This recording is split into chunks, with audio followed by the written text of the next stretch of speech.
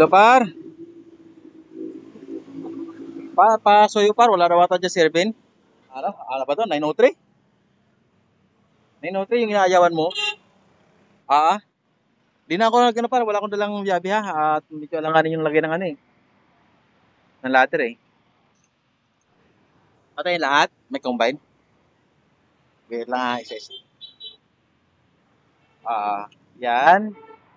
At yan. At yan, patay lahat.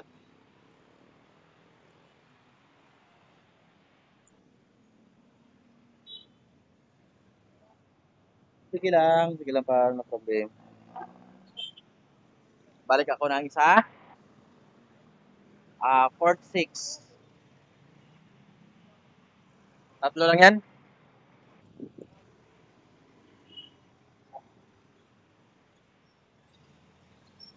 Sige par, no problem, take your time. Balik pa ako sa port 1. Tanggalin na yung part 1. Tanggal ulit ang port 1.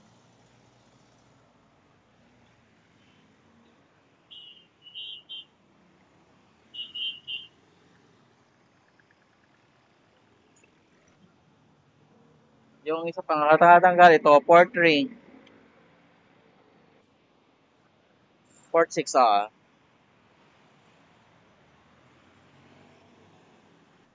Port 1 muna tayo. Copy. Sige pa, thank you pa. Port 1. Wala na munang inject ha. Sige pa, thank you. Copy. Sige pa, thank you pa.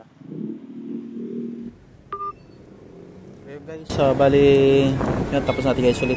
As per monitoring guys, yung noise ngayon, halos lahat ng port, ito, port 6, port 3. Bali yung dalawa na yan, tinamaan yan, ito dahil sa port, first stream yung tinamaan, ito naman ng third stream. Kaya lang sa ngayon kasi pinakamalaki daw ito, itong port, port 1. Nadodon daw kasi ata yung anchor at saka yung malaking bukol. Guys, pag sinabing bukol guys, yun yung mga paumbok na nakikita doon sa modem, sa patrack. Kasi mamaya ng pagkakaunawan nyo sa bukol, bakit ganun kami magsalita. Yun po yung term namin dito sa noise. Maraming kasi klase ng noise, may talagang running at saka meron din mga elevated. Sa ngayon nakaumbok siya. So pagka ganyan, ibig sabihin malaking impact. Mga tinatamaan ng modem kasi. Sige guys, maraming salamat muli po. Papalo sana ako, may pagkakataon. Nga pala, dito kami ngayon sa Novaliches, Quirino Highway. Kung papansin mo, lalaki ng mga truck. Diba? Yan po, may parating mo si tawag ito, Optimus Crime. Sige guys, isara ko na muna ito. Kakain na tayo na. Ingat kayo guys. Maraming wala namang importanteng lakad. Manatinan lang muna sa bayan. Ingat. Bye-bye.